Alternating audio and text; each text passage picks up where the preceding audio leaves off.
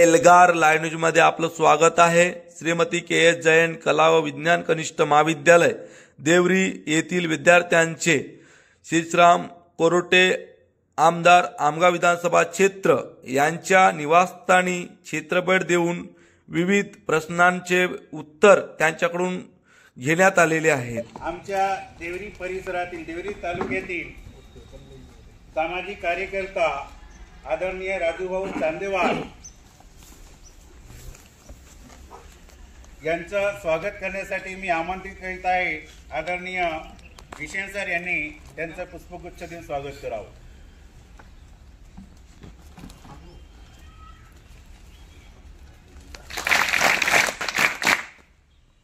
तसेच गोंडभाऊजी नरवरे उद्योगपती चिचगड यांचं स्वागत करण्यासाठी मी आमंत्रित करीत आहे। आदरणीय परिहार मॅडम त्यांनी त्यांचं स्वागत करावं।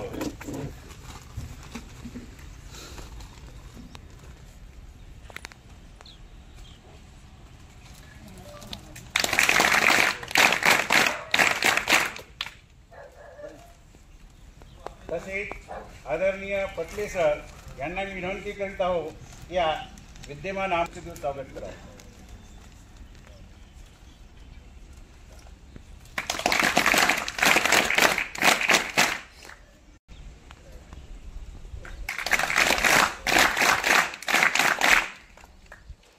तर स्वागताची कडी या ठिकाणी सांगत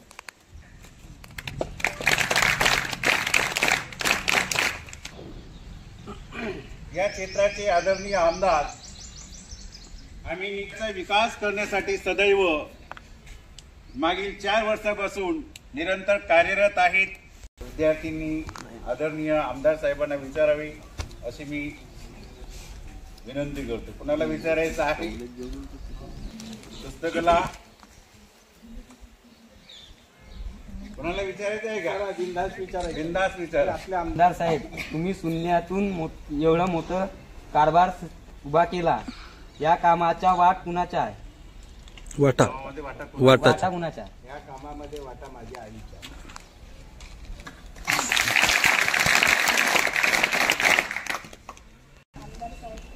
राजकारण चांगले की समाजकारण चांगले?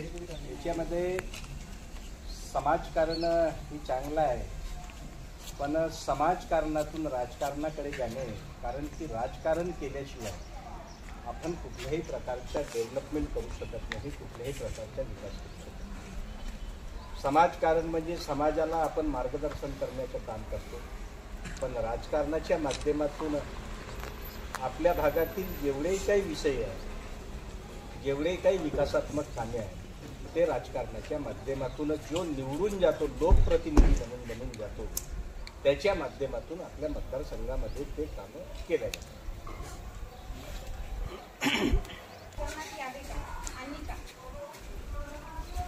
आता हा खूप मोठा गंभीर प्रश्न आहे।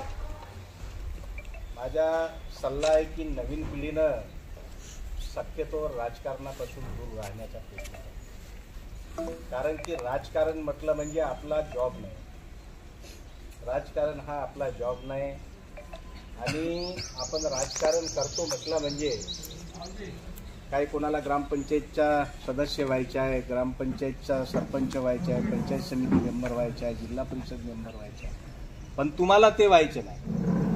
तुम्हाला काय व्हायचं आहे? तुम्हाला डॉक्टर व्हायचं आहे, तुम्हाला इंजिनियर व्हायचं आहे, तुम्हाला IT क्षेत्रामध्ये जायचं आहे, कोणाला वकील व्हायचं आहे, कोणाला CA व्हायचं आहे। या अनेक प्रकारच्या पदव्या भूषवण्याचं काम हे तुम्हाला करायचं आहे, आणि म्हणून आपण चुकूनही राजकारणाकडे आपण लक्ष देऊ नये, कारण की राजकारणामध्ये एकदाच गेलं की एकदा ग्रामपंचायत सरपंच बनला की तो फक्त 5 वर्षासाठी असतो, पण जर तुम्ही CA बनले तर हा पूर्ण आयुष्यभर तुम्हाला तो जॉब मिळतो, आणि आपण अनेक लोकांचे कामं त्याच्या माध्यमातून आपण करतो। विरोधी पक्षांची गरज आहे असे तुम्हाला वाटते का?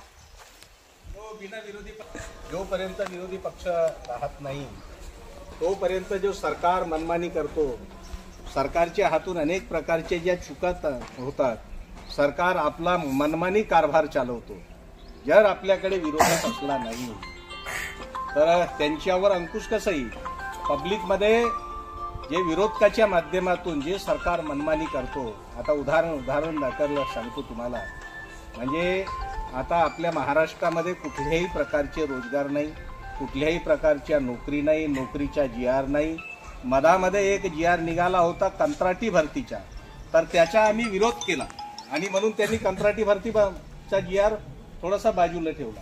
आणि त्यामुळे विरोधक असले, जोपर्यंत विरोधक नाही तोपर्यंत राजकारणाला पुढे चालना मिळत नाही. आपण या राजकारणात केव्हा आणि का आले? 2007 पासून पूर्वी समाजकारणामध्ये आलो. समाजकारणाच्या नंतर मला वाटलं की मी समाजकारण करत असताना समाजामध्ये अनेक लोकांना मार्गदर्शन करण्याचे काम केलं. पण मार्गदर्शन करत असताना लोकांचे प्रश्न मला सोडवता येत नाही, कारण की माझ्याकडे कुठल्याही प्रकारे सत्तेची चाबी नव्हती, माझ्याकडे कुठल्याही प्रकारचं प्रतिनिधित्व नव्हते. आणि त्यामुळे मी ज्या लोकांच्या मागण्या आहे, लोकांच्या समस्या आहे, त्या सोडवण्यासाठी मी कमी पडत होतो. आणि मग त्यानंतर मी विचार केला की जर मला लोकांचे प्रश्न सोडवायचे असतील, आपल्या भागाचा विकास करायचा असेल, अनेक लोकांना न्याय देण्याचं काम करत असेल, तर आपण राजकारणामध्ये गेलं. त्यानंतर मी राजकारणामध्ये आले आणि सर्वांच्या सहयोगाने मी आमदार झालो. ज्यांना मान्य असेल त्यांनी होय म्हणावं, ज्यांना अमान्य असेल त्यांना नाही म्हणावं. आणि ज्यांना होय म्हटला तर त्यावेळेस अध्यक्ष म्हणतो होईचे बहुमत आणि नाहीचे सुद्धा, नाहीचे म्हणत नाही, होईचे बहुमत, अशा प्रकारच्या घोषणा करून तो कायदा मान्य करण्यात येतो. तुमच्या परिसरात स्पर्धा परीक्षेचे वातावरण उपलब्ध नाही, यावर काही उपाय करता येईल का? हो, याच्यावर आपल्याला उपाय करता येईल. आपण नेहमीच सभागृहामध्ये मी बोलत राहतो की बार्टी, ज्योती, महाज्योती यांच्या माध्यमातून जे आमचे पोरं आहे जे UPSCला जातात, त्या UPSCला जाण्यासाठी त्यांना नेमकं त्यांना म्हणजे तेवढं मानधन मिळालं पाहिजे, त्यांना पैसे मिळाले पाहिजे. पण त्याचबरोबर हे जे आमचं क्षेत्र आहे, मी मागच्या वेळेस सभागृहामध्ये हे सुद्धा सांगितलं की माझा क्षेत्र हा अतिदुर्गम भाग आहे, आदिवासी बहुल क्षेत्र आहे. ह्या आदिवासी बहुल क्षेत्रामध्ये जे कॉम्पिटिशनच्या परीक्षेसाठी आमचे पोरं तयार झाले पाहिजे, ह्या दृष्टिकोनातून आपण प्रीपेड अशा प्रकारच्या कोचिंग क्लास माझ्या विधानसभेमध्ये आपण तयार केलं पाहिजे, अशा प्रकारची सरकारकडे मी मागणी केलेली आहे. आणि पुनश्च येणाऱ्या मार्चच्या अधिवेशनामध्ये सुद्धा मागणी करून आपल्याकडे स्पर्धे परीक्षेच्या तयारीसाठी म्हणून एखादं कोचिंग क्लास तयार झालं पाहिजे, अशी मागणी मी करणार. राजकारण या क्षेत्रात आवड होती काय तुम्हाला? नाही, सुरुवातीला मला असं वाटलं नव्हतं की मी राजकारण क्षेत्रामध्ये यावं. सुरुवातीला तर वाटलं होतं, एका आमच्या विद्यार्थ्याने मला प्रश्न केले की आपण शून्यातून विश्व निर्माण केलं. हे एकदम खरं आहे. माझ्या घरची परिस्थिती एकदम कमकुवत होती, कमजोर होती. माझ्या वडिलाची 2 ते 2.5 एकर शेती होती. पण माझ्या मनामध्ये एक जिद्द असायची की मला काही ना काही एकदम चांगलं करायचं आहे, मला मोठं बनायचं आहे. आणि मोठं बनण्यासाठी आपण चांगलं स्वप्न बघितलं पाहिजे, अशा प्रकारची इच्छा होती. पण मी दिवसाला स्वप्न बघत होतो, आपण रात्री बघत असतो, पण मी दिवसाला स्वप्न बघत होतं.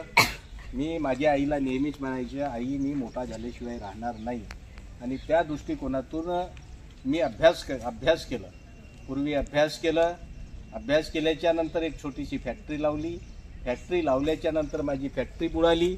फॅक्टरी बुडाल्याच्या नंतर मी नागपूरसारख्या मोठ्या मेट्रो शहरात गेलो. त्या शहरात गेल्याच्या नंतर पैसा तयार झाला. पैशाच्या नंतर मला वाटलं की आपण समाजकारण केलं पाहिजे. आणि समाजकारणाच्या नंतर मला वाटलं की आपण लोकांचे प्रश्न सोडवण्यासाठी राजकारणात गेलो पाहिजे. आणि म्हणून मी राजकारणामध्ये आलं. आणि आज राजकारणामध्ये तुमच्या सर्वांच्या सहयोगानं आपण आपल्या मतदारसंघाचे सर्व प्रश्न सोडवण्यासाठी एकदम तयार आहोत.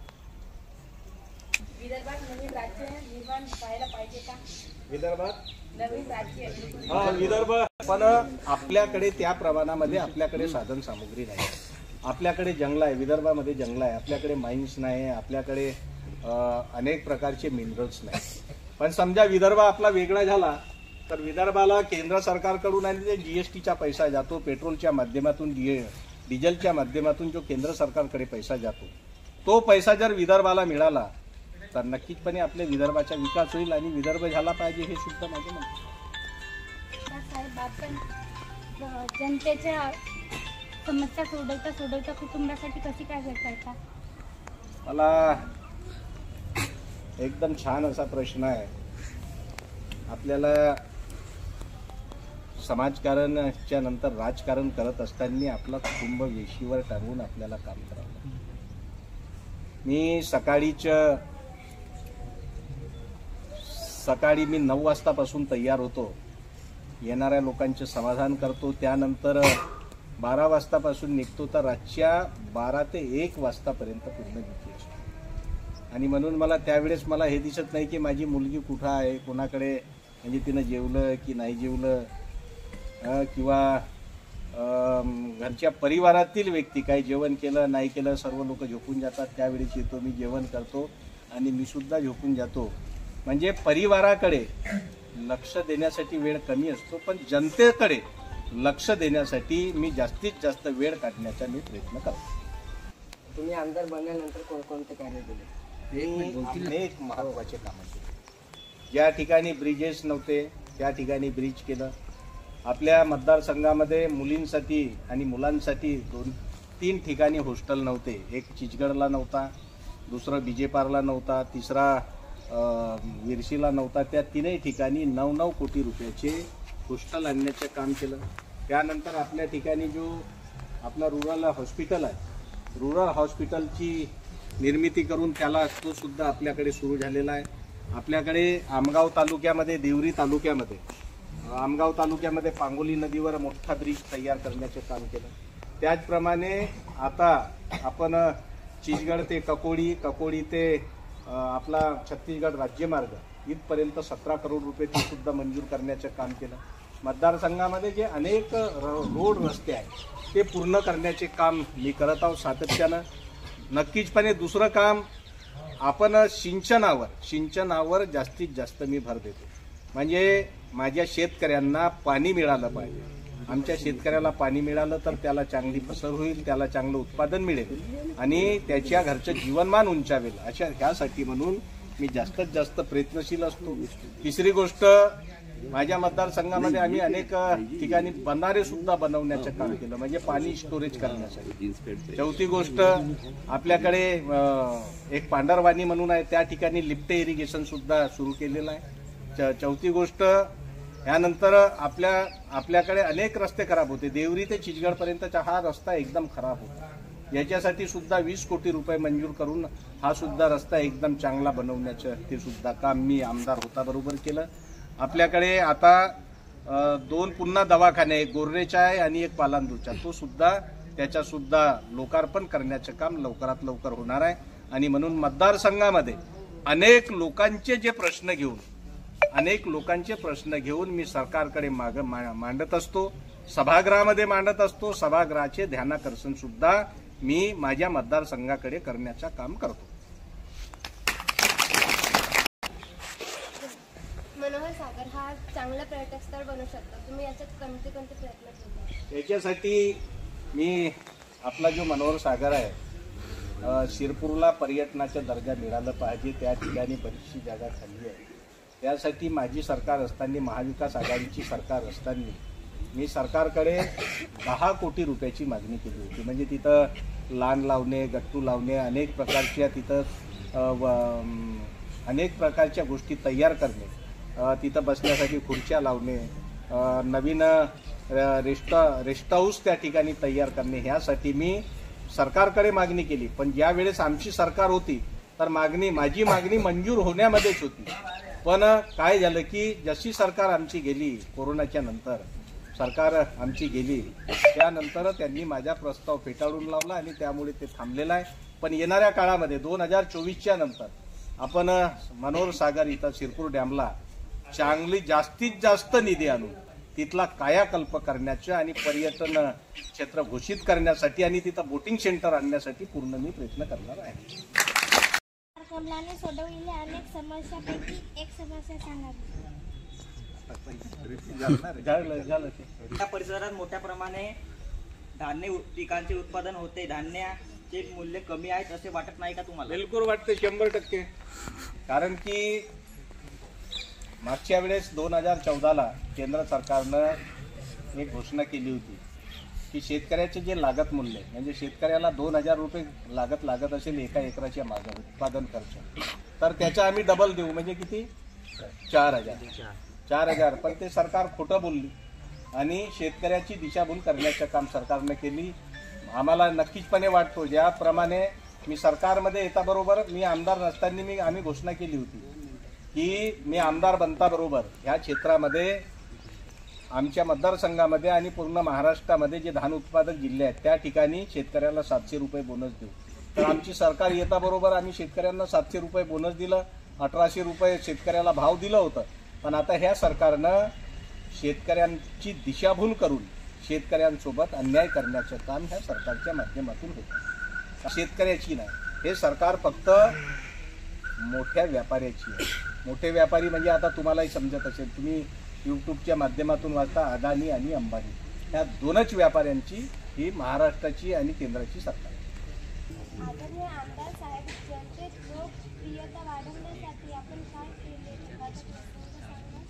जनतेमध्ये लोकप्रियता वाढवण्यासाठी लोकांचे काम होते. लोकांचे काम म्हणजे रोड बनवले, आपण सिंचनाचा प्रश्न मार्गी लावला, मनोहर सागर हे जे आहेत त्याचा कॅनल आहे पुजारी टोला धरणाच्या त्याच्यासाठी 22 कोटी रुपये मंजूर केला. आणि विधानसभेमध्ये आपल्या क्षेत्रातील विविध प्रश्न उपस्थित करण्याचे काम मी माझ्या माध्यमातून, मग ते आपले विद्यार्थी असो, आपले टीचर्स असो, जुनी पेन्शन असो, ह्या सर्व गोष्टी, आपले जे संगणक कर्मचारी असो, आता संगणक कर्मचाऱ्यांचा एक प्रश्न मी मार्गी लावलेला आहे. त्यांना 19 महिन्याचा अतिरिक्त पेमेंट आता मिळणार आहे. म्हणजे कालच त्यांचा GR निघाला. उद्या पेपरमध्ये सुद्धा येईल. ते औचित्याच्या मुद्द्यामधून सभागृहामध्ये आपल्या मतदारसंघाचे प्रश्न ठेवल्यामुळे हे त्यांना लाभ मिळणार आहे आणि त्याच्यासाठी लोकप्रिय होण्यासाठी लोकांचे कामं करण्यात. आणि आरोग्य शिबिर, महत्वाच्या गोष्टी आपण मी माझ्या मतदारसंघामध्ये अनेक आरोग्याच्या शिबिर घेतल्या, याच्यामधून गरीब गरजू कॅन्सर ज्यांना कॅन्सर झालं ते जे लोक उपचार करू शकत नाही, अनेक कॅन्सरच्या लोकांचं आम्ही ऑपरेशन करवण्याचं काम केलं. त्याचप्रमाणे काही हार्टचे पेशंट होते, त्यांचा मोफत जवळजवळ 40 लोकांच्या मोफत शस्त्रक्रिया केली. मी काकोडीला एक आरोग्य शिबिर लावलं, होनाडीला लावलं, पालांदूरला लावलं, सीतेपारला लावलं, कालीमाटीला लावलं, आता कावराबांधला लावणार आहोत, पुन्हा दरेकशाला लावणार आहोत, आपण पुराड्याला लावणार आहोत, आपण अंजुऱ्याला लावणार आहोत. ह्या सर्व गोष्टी जनसामान्यांना लाभ मिळण्यासाठी ह्या मी काम करत आहे. येणाऱ्या निवडणुकीमध्ये तुम्ही निवडून येणार याची शाश्वती आहे का? हो, 100%. तुम्ही जोड देणार आहात. कारण की मी तुमचे प्रश्न घेऊन सभागृहामध्ये सरकारशी भांडत असतो की माझ्या लोकांना, माझ्या मुलांना नोकरी मिळाली पाहिजे आणि माझ्या विद्यार्थ्यांना जे आमच्या मतदारसंघामध्ये पोरं आहे जे शिकून त्यांनी आता कोणी BA झाले, MA झाले, MSc झाले, BSc झाले, त्यांच्या हाताला काम नाही, त्यांना नोकरी मिळालं पाहिजे. तुमच्या हाताला काम मिळालंच पाहिजे. ह्यासाठी मी सरकारशी भांडतो. आम्ही सरकारशी 2-2 हात करण्याचा आम्ही प्रयत्न करतो. आणि तेवढंच नाही तर आता आपण पाहतो, आता तुम्ही शिकल्याच्या नंतर काय MSc झाले, MA झाले, पण नोकऱ्याच नाही, सरकार नोकऱ्याच काढत नाही. याच्यासाठी आम्ही लढाई लढतो. ओबीसीच्या वसतिगृह नाही त्यांना 75 झाले म्हणून तर काय उपाययोजना तुम्ही काय कराल? बोल रे ओबीसी बोल. मी तुमच्यासाठी लढतो, हे शेतकऱ्यांसाठी लढतो, उभा होते. गोरगरिबांसाठी वस्तीवर लढतो, सर्वसामान्यांसाठी मी काम करतो, कर्मचाऱ्यांसाठी काम करतो. आणि म्हणून मला पूर्ण शाश्वती आहे की तुमच्या सर्वांच्या, कारण की तुमचे सुद्धा वोट आले उपाय ओबीसी वस्तीवर सर्वांचे सुद्धा वोट आलेले आहेत. तर तुमच्या सर्वांच्या सहयोगानं पुढे 2024ला मी निवडून हे येणार. लवकर उभा होते. शाश्वती.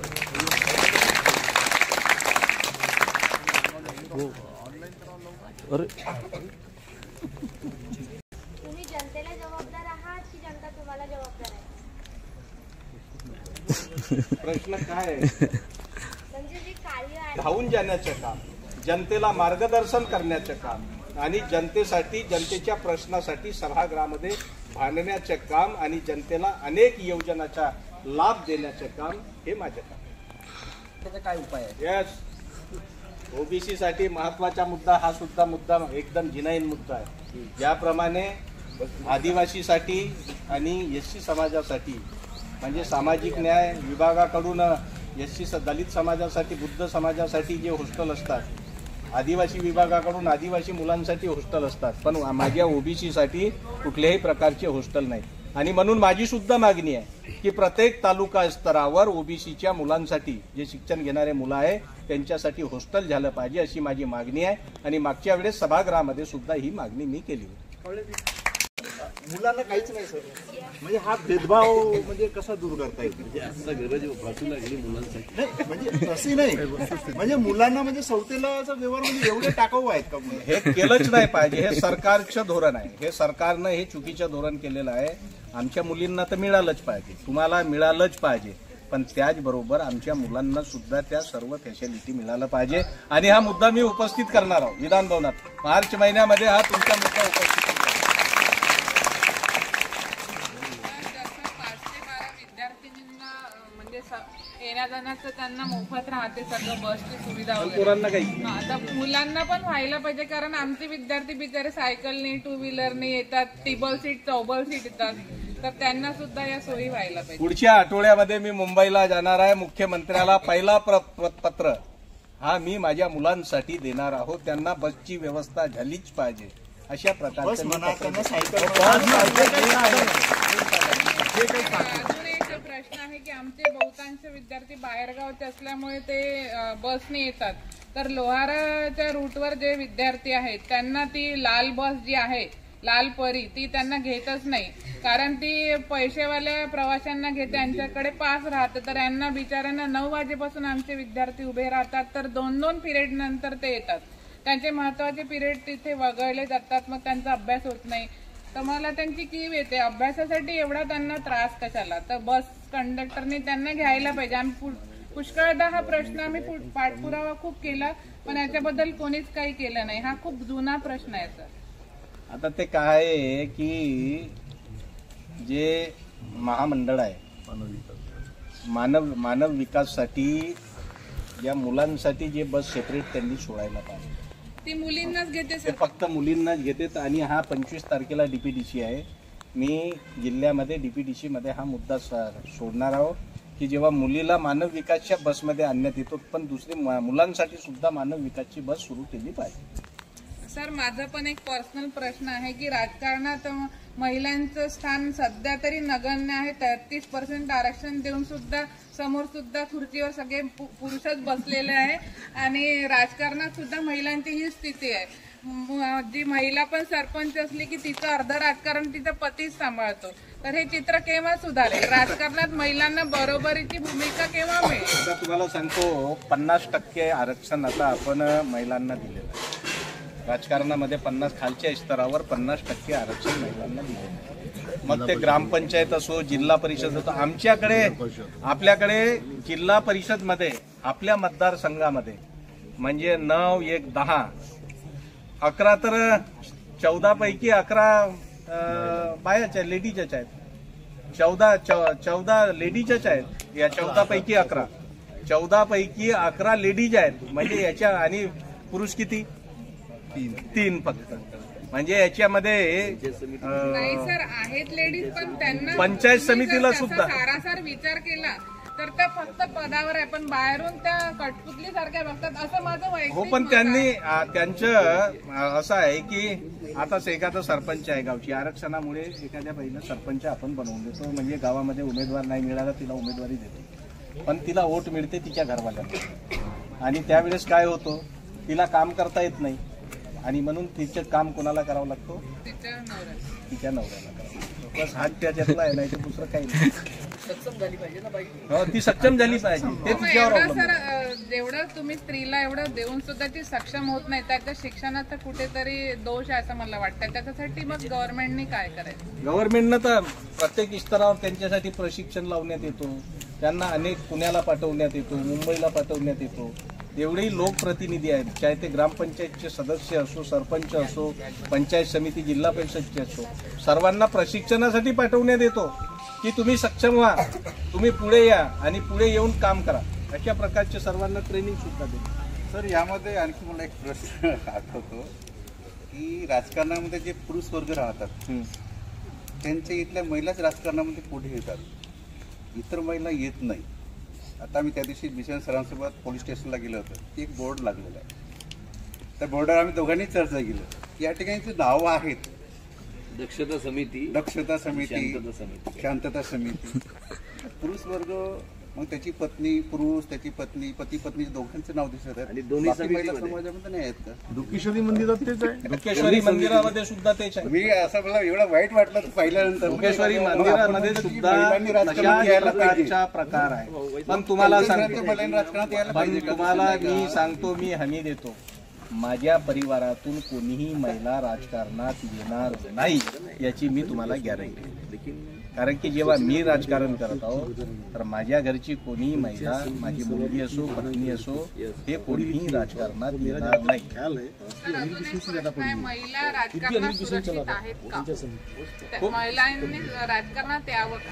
हो, महिलांनी यावं ना. 50% आरक्षण कशासाठी आहे? महिलांनी राजकारणात आलंच पाहिजे, पण ज्या आपण कोणतं क्षेत्र निवडतो, आपण कोणत्या क्षेत्रामध्ये जातो, आपण सुरक्षितपणा ते आपल्यावर सर्व डिपेंड आहे की आपण किती स्ट्रॉंग आहोत, आपण कोणत्या क्षेत्रामध्ये. आता एखादा खासदार झाला, खासदार महिला झाली म्हणजे ते संसदेमधून जाऊन बोलण्याची डेअरिंग पाहिजे, तिथं जाऊन बोललं पाहिजे.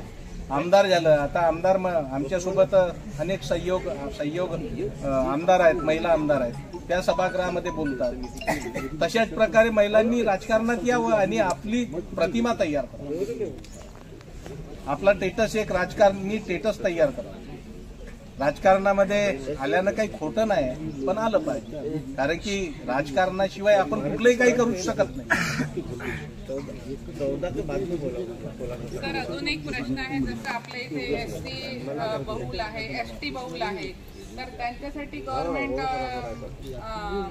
वसतिगृह असते, त्यांच्यासाठी OBCसाठी आता मागणी होत आहे.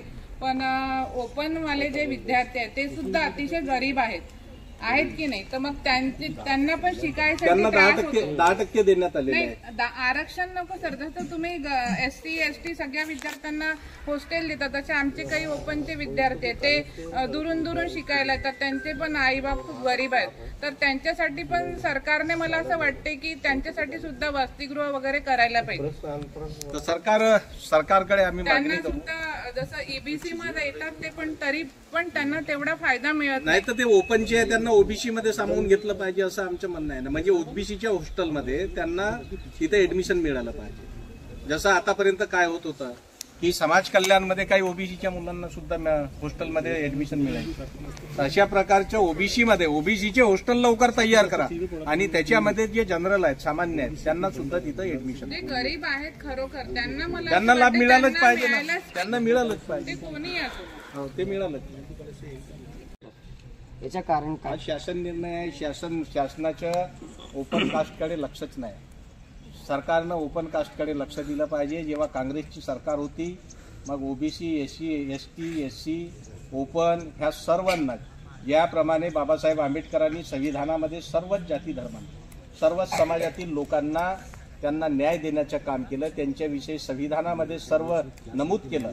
अशा प्रकारचे काँग्रेसची जेव्हा सरकार केंद्रामध्ये आणि महाराष्ट्रात होती, त्यावेळेस सर्वांना समान न्याय देण्याचं काम काँग्रेस करत होती, पण हे सरकार करून नाही राहिले. आता आम्ही हे सर्व प्रश्न तुमच्या आणि त्या ठिकाणी मांडणार. किती लोकांच्या मतदान आता आलेला यादीमध्ये नाव नाही 18 वर्ष कोणाकोणाचे झाले? 18 वर्ष कोणाला?